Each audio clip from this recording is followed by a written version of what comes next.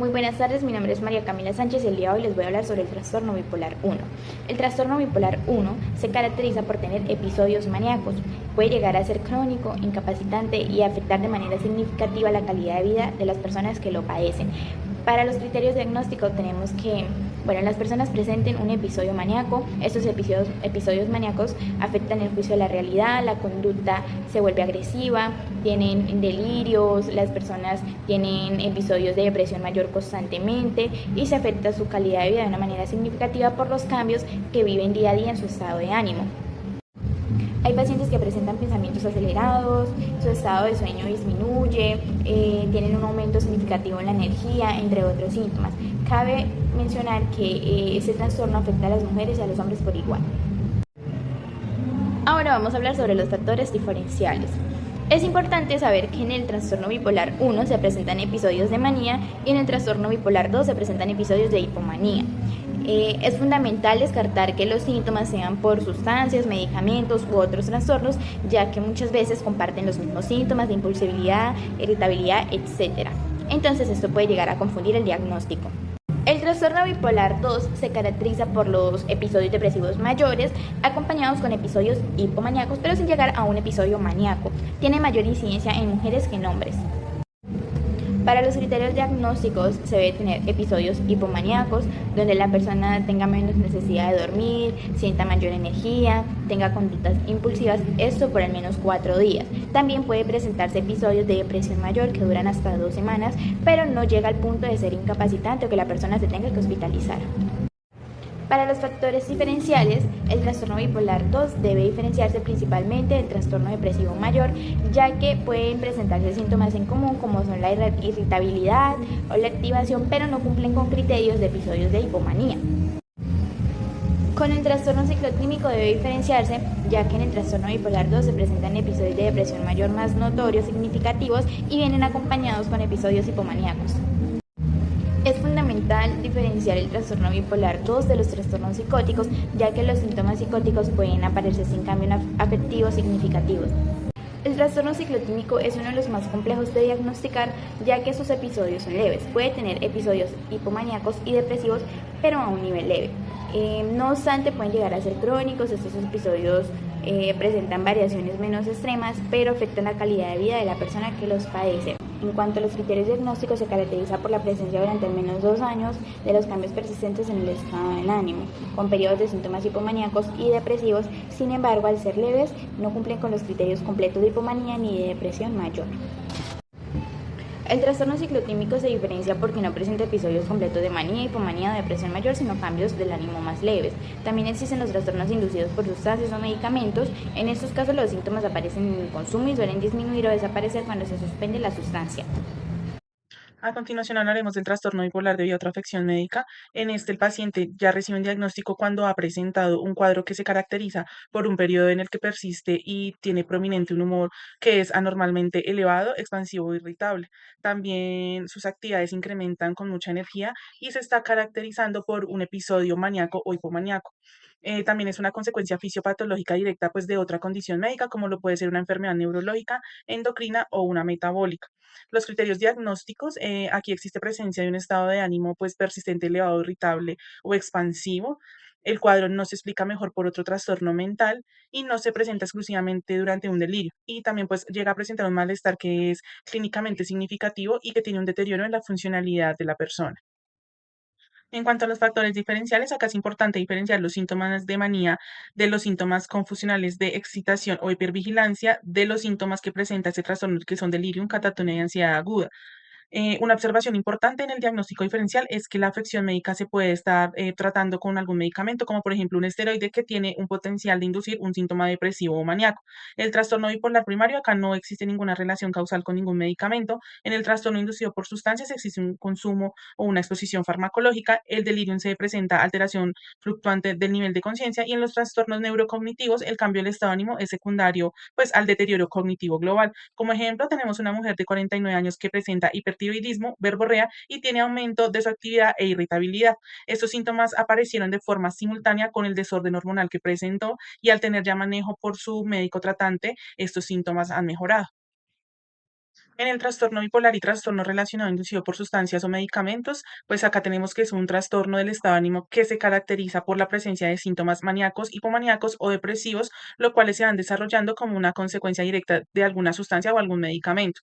Este se presenta durante una intoxicación, una abstinencia o tras la exposición a algún fármaco, y los síntomas no deben explicarse mejor por otro trastorno bipolar primario. En cuanto a los criterios diagnósticos, pues tenemos que el estado de ánimo de la persona es elevado, expansivo, irritable, con o síntomas depresivos. Se tiene pues también evidencia de que los síntomas aparecen poco después del consumo del fármaco y la sustancia o medicamento es capaz de pues producir síntomas bipolares y este nos explica mejor por otro trastorno.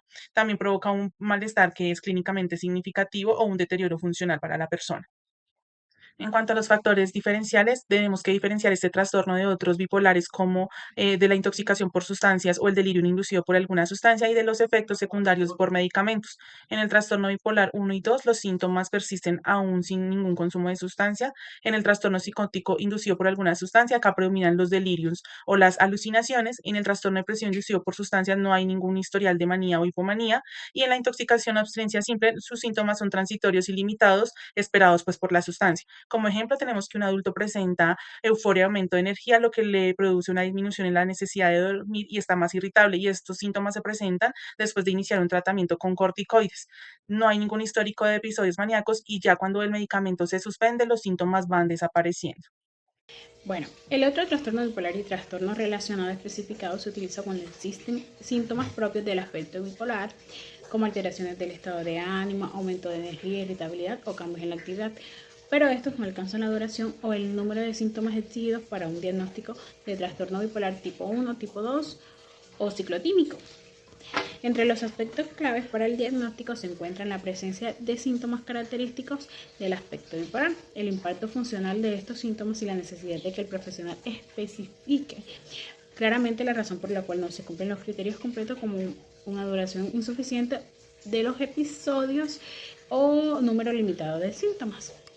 Bueno, para llegar a este diagnóstico es fundamental realizar un adecuado diagnóstico diferencial. En primer lugar, se debe descartar el trastorno tipo 1 y tipo 2, en los cuales sí se cumplen completamente los criterios de manía o hipomanía. Es importante también diferenciarlo del trastorno ciclotímico, que requiere una duración mínima de 2 años de síntomas persistentes, algo que no ocurre en el trastorno bipolar especificado.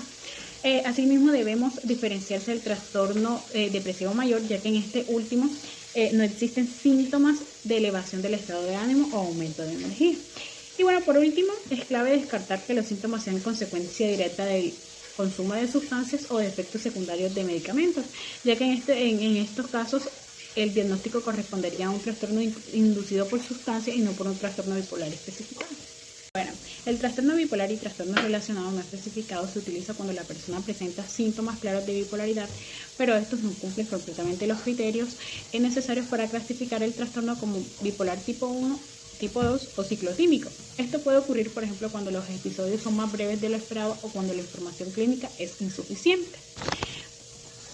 Bueno, por otra parte, el criterio diagnóstico, de acuerdo con el DSM-5, los trastornos bipolares se caracterizan por la presencia de episodios de manía o hipomanía, que incluyen síntomas como aumento anormal de la energía, estado de ánimo elevado o irritabilidad, disminución de la necesidad de dormir, ideas aceleradas y conductas impulsivas. Estos síntomas deben generar malestar clínicamente significativo o deterioro funcional y no deben ser consecuencia del consumo de sustancias ni de otras condiciones médicas. Bueno, acá en los factores diferenciales es importante diferenciar este trastorno de otras condiciones. Por ejemplo, el trastorno depresivo mayor no presenta episodios de manía o hipomanía. El trastorno esquizoafectivo se distingue porque los síntomas psicóticos pueden aparecer incluso cuando no hay alteraciones del estado de ánimo. Además, se deben descartar trastornos incluidos por sustancias o enfermedades médicas, ya que estos pueden provocar síntomas similares. Un cordial saludo, me presento, mi nombre es Ashley Tatiana Méndez y el día de hoy vamos a explicar sobre la etiología según el DMS-5. Los trastornos mentales no tienen una causa única, sino que explican a partir de un modelo multifactorial o biopsicosocial En el primer lugar, vamos a encontrar los factores biológicos. Estos incluyen la predisposición genética, las alteraciones de los neurotransmisores, cambios en la estructura o funcionamiento del cerebro y la presencia de enfermedades médicas que pueden incluir en la salud mental. En segundo lugar, están los factores psicológicos. Aquí consisten en los aspectos como la personalidad, los estilos de afrontamiento, las experiencias traumáticas, el aprendizaje previo y los patrones de pensamiento y conducta, que pueden aumentar la vulnerabilidad del trastorno. Hablaremos también sobre los factores diferenciales. Estos factores son aquellos que nos permiten distinguir un trastorno mental de otros con síntomas similares, facilitando un diagnóstico más preciso. En primer lugar, tenemos los factores biológicos diferenciales. Permiten diferenciar un trastorno por su base orgánica o fisiológica, la edad del inicio del trastorno, el curso y la evolución, si es agudo, crónico o episódico. También la historia genética o familiar del mismo, presencia de enfermedades médicas o neurológicas y por último la respuesta previa a tratamientos farmacológicos. Tenemos el pronóstico.